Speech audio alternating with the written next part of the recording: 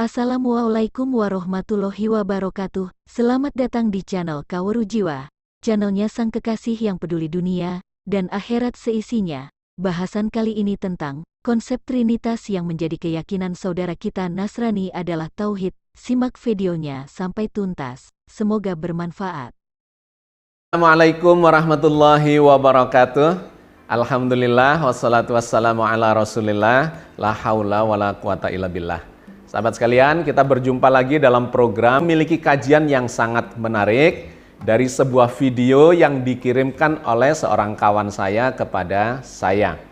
Isi video itu sungguh sangat menarik karena ada digambarkan dalam video itu seorang dokter, seorang pemikir keislaman, di mana dia sendiri adalah seorang muslim, tetapi kemudian mengambil sebuah ayat dari dalam Al-Quran terkait dengan konsep Trinitas di dalam agama Nasrani. Yang menarik adalah dia mengatakan bahwa konsep Trinitas di dalam agama Nasrani yang disebutkan di dalam ayat yang dia potongkan atau cuplikan itu sesungguhnya adalah bagian dari konsep Tauhid. Bahkan dia menyebut ada beberapa nama pemikir Islam klasik. Di antaranya adalah Ibnu Al-Qayyim dan Al-Ghazali yang menurut dia membenarkan bahwa konsep Trinitas itu adalah bagian dari konsep ketauhidan di dalam Islam. Nah, tentu saja saya ingin mengkritisi hal ini, tetapi terlebih dahulu mari kita simak videonya berikut ini. Laqad kafaral ladina qalu innallaha thalithu thalatha. Ini kalau dalam bahasa Arab dikatakan wa intahal amr. Sudah jelas Al-Quran mengatakan telah kafir orang yang menganggap Tuhan itu satu di antara tiga.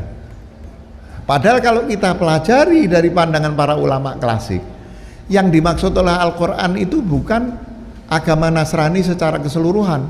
Ibnul Qayyim juga mengatakan hal yang sama, bahwa yang dimasukkan oleh Al-Quran yang kafir itu adalah ada dua kelompok sekte Kristen di zaman itu, satu yang disebut sebagai Mulkaniyah, satu yang disebut sebagai Yakubiyah. Ini orang yang percaya bahwa Tuhan itu tiga dalam zatnya. Di dalam kumpulan Rasailnya Imam Ghazali mengatakan ya bahwa Trinitas itu bukan syirik. Kata Imam Ghazali, Trinitas itu salah satu bentuk tauhid. Karena apa? Karena kata Imam Ghazali tidak setuju itu Tuhan Bapa, Tuhan Anak, Tuhan itu enggak. Karena kata Imam Ghazali dalam Trinitas itu tiga Tuhan itu, tiga itu difahami sebagai tiga sifat. Satu Tuhan dengan tiga sifat. Makanya disebut Trinitas. Sahabat sekalian, dia melakukan pengkritisan terhadap tafsir dari surat Al-Maidah ayat 73. Cuman sayangnya dia mengambilnya hanya berupa potongan. Saya bacakan lagi ayat yang dimaksud itu, yaitu surat Al-Maidah ayat 73 tersebut. Laqad kafaral ladzina qalu innallaha salisu salasa. Sesungguhnya kafirlah orang-orang yang mengatakan bahwasanya Allah salah satu dari yang tiga. Menurut dia, kebanyakan dari umat Islam mengambil faham atau kesimpulan dari ayat ini secara letterleh, bahwa siapa saja mengatakan bahwa Allah itu adalah salah satu dari yang tiga, maksudnya Trinitas, maka dia disebut sebagai kafir. Tetapi menurut sang pemikir ini, bahwa itu ada konteksnya. Menurut dia, konteksnya itu tidak berlaku pada seluruh umat Nasrani, melainkan pada sekte tertentu di zaman Rasulullah itu, atau di zaman turunnya Al-Quran itu. Dia menyebut dua sekte dari pengikut agama Nasrani, yaitu Yakubiyah dan Mulkaniyah. Dua sekte inilah yang menurut dia melakukan atau menyembah Tuhan yang tiga, bukan Trinitas, tapi kata dia adalah triteisme. Tuhan yang sosoknya tiga. Tetapi kalau menurut sang pemikir ini, Trinitas itu bukan Tuhan yang bersosok tiga, melainkan Triunity itu artinya tiga sifat dalam kesatuan. Tentu saja ini adalah ungkapan yang menarik dari dia. Saya ingin mengkritisi apa yang dia kemukakan ini disesuaikan dengan konteks ayat yang dijadikan rujukan oleh dia untuk melakukan kajian terkait dengan Trinitas yang disebut sebagai bertauhid itu. Tapi terlebih dahulu saya ingin mengatakan kepada sahabat sekalian bahwa kajian kita kali ini bukan sedang mengkritisi keimanan agama lain yang terkait dengan Trinitas itu. Kita tidak ikut campur ke dalam agama lain. Yang sedang kita kritisi adalah ada seorang saudara kita di dalam Islam yang berpendapat berdasar ayat Al-Quran bahwa Trinitas itu adalah konsep ketauhidan. Bahkan dikuatkan menurut dia oleh pemikiran dari Al-Ghazali dan menyebut juga Ibnul Qayyim. Nah, poin pentingnya lantas kita harus mendefinisikan dengan jelas apa yang disebut sebagai Trinitas itu. Apakah Trinitas itu bermakna tiga kesatuan dalam arti sifat pada Tuhan yang satu, pada Tuhan yang sama, ya Tuhan yang satu, ataukah sesungguhnya yang dimaksud Trinitas itu adalah tiga Tuhan, sosok yang berbeda yang dianggap sebagai satu kesatuan. Karena kalau ini tidak diperjelas maka akan menjadi ambigu, menjadi tidak jelas apa yang sedang kita diskusikan ini. Nah, yang kedua, nanti akan kita lihat konteksnya di dalam Al-Quran terkait dengan surat Al-Ma'idah 73 yang dia baca. Yang dimaksudkan itu sesungguhnya mengkritisi Tuhan yang satu ataukah Tuhan yang tiga. Trinitas yang dalam arti Tuhan yang esa tapi memiliki tiga sifat, ataukah sesungguhnya yang dimaksudkan oleh ayat itu memang adalah tiga Tuhan yang disebut sebagai Trinitas itu. Nah, sahabat sekalian, terkait dengan definisi Trinitas itu memang ada dua definisi yang berada atau beredar di sekitar kita. Ada yang menyebutnya itu sebagai tiga sifat dalam satu kesatuan, tetapi juga ada yang mengatakan dengan eksplisit bahwa itu adalah tiga sosok di dalam kesatuan.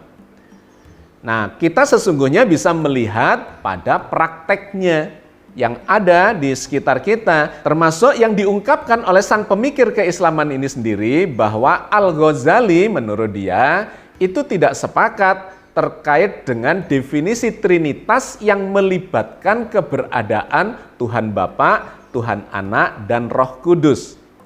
Jadi dengan kata lain, dia sesungguhnya ingin mengatakan bahwa Al-Ghazali mendefinisikan Trinitas, kalau memang beliau itu menyebutkan Trinitas sebagai ketauhidan, itu bukan pada sosok, melainkan pada sifat semacam Asmaul Husna.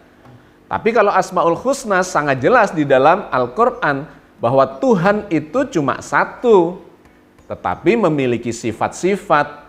Sifat mulai dari yang maha hidup, yang menghidupkan, yang berkuasa, yang berkehendak, dan seterusnya. Asmaul Husna itu tidak menggambarkan sosok, melainkan menggambarkan sifat Tuhan yang satu. Itu sangat jelas. Tetapi terkait dengan Trinitas ini terjadi ambiguitas yang terus memunculkan kontroversi dan perdebatan. Nah, yang kemudian poin penting yang ingin saya sampaikan supaya kita ada rujukan pijakannya, maka saya kembali kepada ayat yang dikutipnya, yaitu dari surat Al-Ma'idah ayat 73. Bahwa kafirlah orang-orang yang mengatakan Allah itu bagian dari tiga. Nah, di sini terlihat sekali yang dimaksudkan oleh Al-Quran sesungguhnya adalah ada tiga sosok itu. Ada Tuhan Allah atau Tuhan Allah disebut di keimanan yang lain, kemudian ada Roh Kudus, dan kemudian ada Isa atau Al-Masih itu. Sehingga sangat jelas dari apa yang kita lihat praktek di sekitar kita bukan dalam konsep, melainkan dalam praktek peribadatan, Yang disebut Trinitas itu sesungguhnya adalah 3 sosok yang berbeda, tetapi itu disebut sebagai satu kesatuan. Nah, terkait dengan hal itu, konteks ayat Al-Maidah yang dikutip sesungguhnya sangat jelas. Mari kita baca beberapa ayat yang ada di sekitar surat Al-Maidah ayat 73. Dimulai dari ayat 72 sampai dengan ayat 77. Laqad kafara alladzina qalu innallaha huwal masih ibnu Maryam. Wa qala al-masihu ya bani Israil a'budullaha rabbi wa rabbukum. Innahu may yusyrik billahi faqad haramallahu alaihil jannata wa ma'wahum nar. Wa ma lidzalimina min ansar. Sesungguhnya telah kafirlah orang-orang yang berkata, sesungguhnya Allah ialah Al-Masih putra Maryam. Padahal Al-Masih sendiri berkata, "Hei Bani Israel, sembahlah Allah Tuhanku dan Tuhanmu." Sesungguhnya orang yang mempersekutukan sesuatu dengan Allah, maka pasti Allah mengharamkan kepadanya surga dan tempatnya ialah neraka. Tidaklah ada bagi orang-orang zalim itu seorang penolong pun. Ayat ini dengan sangat lugas mengatakan bahwa kafir orang-orang yang mengatakan bahwa Allah itu Isa ibnu Maryam dan sebaliknya Isa adalah Allah itu. Ini untuk menepis bahwa 2 sosok ini sesungguhnya berbeda dan tidak bisa dipersatukan. Allah adalah Tuhan, Sang Pencipta, sedangkan Isa adalah makhluk ciptaan Allah sehingga disebut sebagai Isa ibnu Maryam. Isa itu anaknya Maryam, bukan anaknya Tuhan, apalagi Tuhan itu sendiri. Jadi ayat ini sangat jelas mengatakan terkait dengan itu. Hubungannya adalah dengan Trinitas yang mengatakan bahwa 3 itu adalah satu kesatuan. Atau disebut juga Allah adalah salah satu dari satu kesatuan itu. Bukan begitu kata ayat ini, Allah bukanlah Isa, Isa bukanlah Allah. Dan yang menarik ayat ini juga menegaskan bahwa Isa sendiri mengatakan kepada kaumnya, kepada Bani Israel bahwa Allah itu adalah Tuhanku dan Tuhanmu. Jadi sama sekali berbeda antara eksistensi Isa ibnu Maryam dengan Allah itu. Laqad kafara alladzina qalu innallaha thalithu thalathah wa ma min ilahin illa ilahu wahid wa illam yantahu amma yaquluna la yamassana alladzina kafaru minhum adzabun alim. Sesungguhnya kafirlah orang-orang yang mengatakan bahwasanya Allah salah satu dari yang 3. Padahal sekali-kali tidak ada Tuhan selain dari Tuhan yang Esa. Jika mereka tidak berhenti dari apa yang mereka katakan itu, pasti orang-orang yang kafir di antara mereka akan ditimpa azab yang pedih. Ayat ini memberikan penjelasan lanjutan dari ayat 72. Yang di sana mengatakan bahwa Allah bukan Isa. Nah, di ayat ini dikatakan Allah juga bukan bagian dari 3 kesatuan yang disebut sebagai Trinitas itu. Dikatakan kafirlah orang yang mengatakan Allah adalah salah satu dari 3 kesatuan atau Trinitas itu.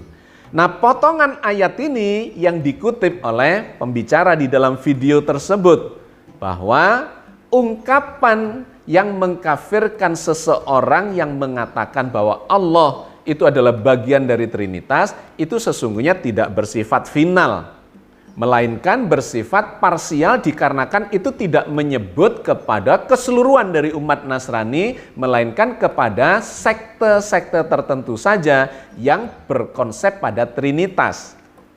Tetapi nanti akan kita lihat di sini justru ambigunya menggunakan definisi Trinitas sebagai 3 sifat, tetapi mengutip ayat ini. Padahal ayat ini tidak menyebutkan Trinitas sebagai 3 kesatuan dari sifat, melainkan adalah 3 sosok, yaitu Allah, Isa ibnu Maryam, dan di ayat yang lain digambarkan sebagai Ruhul Kudus itu. Afala yatubuna ilallahi wa yastaghfiruna wallahu ghafurur rahim.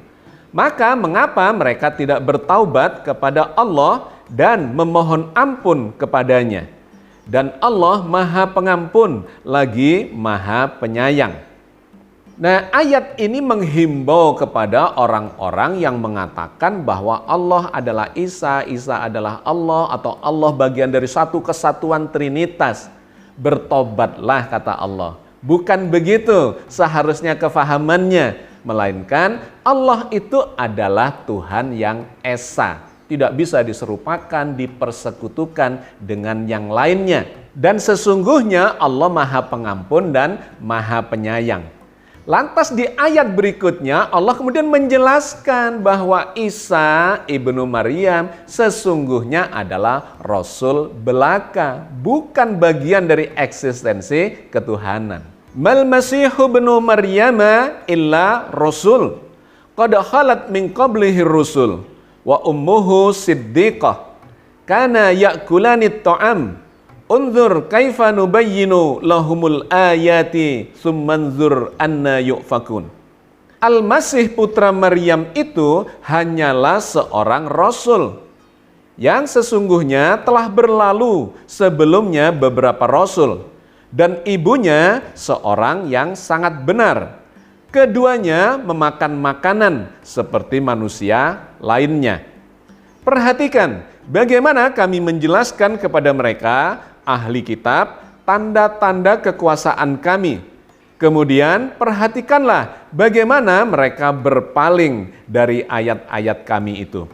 Makanya di ayat ini kemudian Allah memberikan gambaran kemanusiaan dari Isa ibnu Maryam dan ibunya itu. Bahwa mereka adalah manusia biasa yang makan makanan seperti manusia yang lainnya pada umumnya. Jadi tidak pantas untuk dipertuhan. Kalau kita lanjutkan lagi dalam penjelasan berikutnya, Allah semakin menegaskan bahwa Isa itu bukanlah bagian dari ketuhanan. Qul ata'buduna min dunillahi ma la yamliku lakum dharra wa la naf'a. Wallahu huwas sami'ul alim. Katakanlah, mengapa kamu menyembah selain daripada Allah sesuatu yang tidak dapat memberi mudarat kepadamu dan tidak pula memberi manfaat? Dan Allah lah yang maha mendengar lagi maha mengetahui. Eksistensi dari Isa ibnu Maryam yang hanya sebagai manusia biasa memiliki keterbatasannya sebagai makhluk. Kenapa kita menyembah atau siapapun menyembah kepada sesuatu yang memiliki segala keterbatasan? Yang kata ayat ini tidak bisa memberikan mudarat, kerugian, atau manfaat. Tidak bisa memberi mudarat maupun manfaat. Kenapa kita menyembah yang demikian itu?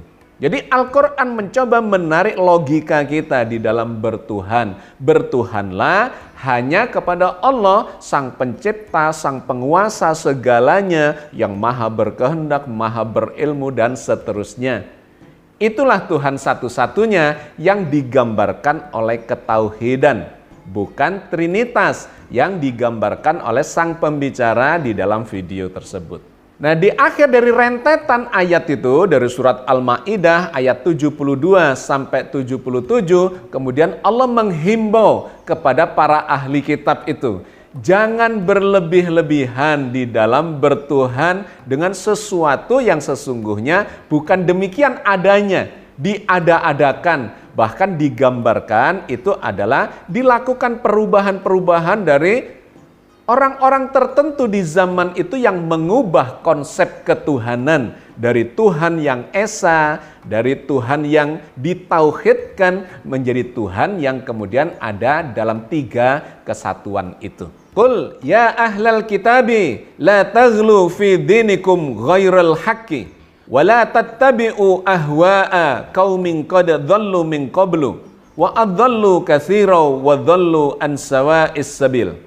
Katakanlah, hai ahli kitab, janganlah kamu berlebih-lebihan melampaui batas dengan cara tidak benar di dalam agamamu. Dan janganlah kamu mengikuti hawa nafsu orang-orang yang telah sesat dahulunya. Dan mereka telah menyesatkan kebanyakan manusia dan mereka tersesat dari jalan yang lurus. Jadi dalam sudut pandang Islam, dalam sudut pandang Al-Quran, bahwa Trinitas itu bukanlah ketauhidan. Yang dimaksudkan oleh ayat dalam surat Al-Ma'idah ayat 73 yang dicuplik oleh pembicara dalam video itu, konteksnya itu adalah Trinitas, di mana Trinitas itu didefinisikan sebagai terdiri dari 3 sosok, bukan 3 sifat, yaitu Allah, Roh Kudus, dan Isa ibnu Maryam atau Al-Masih. Maka dalam konteks ini dengan sangat jelas Al-Quran mengkritisi dan menolak hal itu, bahwa bertuhan itu memang ya bukan kepada yang 3, melainkan hanya bertuhan kepada yang 1. Nah, terkait dengan secara keseluruhan yang tadi kita bahas itu, Allah kemudian berfirman, menegaskan di ayat yang lain di dalam satu ayat, yaitu di dalam surat An-Nisa ayat 171. Ya ahlal kitabi la taghlu fi dinikum wa la taqulu 'alallahi illal haqq. Innamal masihu Isa bin Maryama Rasulullahi wa kalimatuh alqaha ila Maryama wa ruhum minhu fa aminu billahi wa rusulih wa la taqulu salasah intahu khairal lakum innamallahu ilahu wahid subhanahu ayyakuna lahu walad lahu ma fis samawati wa ma fil ard wa kafa billahi wakila. Wahai ahli kitab, janganlah kamu melampaui batas dalam agamamu. Dan janganlah kamu mengatakan terhadap Allah kecuali yang benar. Sesungguhnya Al-Masih, Isa putra Maryam itu adalah utusan Allah. Dan yang diciptakan dengan kalimatnya, yang disampaikannya kepada Maryam. Dan dengan tiupan roh darinya. Maka berimanlah kamu kepada Allah dan Rasul-Rasulnya. Dan janganlah kamu mengatakan Tuhan itu 3. Berhentilah dari ucapan itu. Itu lebih baik bagimu. Sesungguhnya Allah Tuhan yang Maha Esa. Maha suci Allah dari mempunyai anak. Segala yang di langit dan di bumi adalah kepunyaannya belaka. Cukuplah Allah menjadi pemelihara. Oke sahabat sekalian, saya kira kita cukupkan sampai di sini kajian kita untuk menanggapi dan mengkritisi video yang tadi sudah kita tonton di bagian depan itu, yang mengatakan bahwa Trinitas adalah bagian dari ketauhidan. Saya tidak sepakat karena ayat atau potongan ayat yang dikutip itu sesungguhnya konteksnya adalah mengatakan Trinitas sebagai satu kesatuan dari 3 Tuhan. Mudah-mudahan Allah senantiasa membimbing kita di atas jalan yang diridhoinya dan senantiasa mentauhidkan Allah Azza wa Jalla, Tuhan jagat raya dan segala yang ada di dalamnya. Amin ya rabbal alamin. Assalamualaikum warahmatullahi wabarakatuh. Mbak iya sing full senyum saya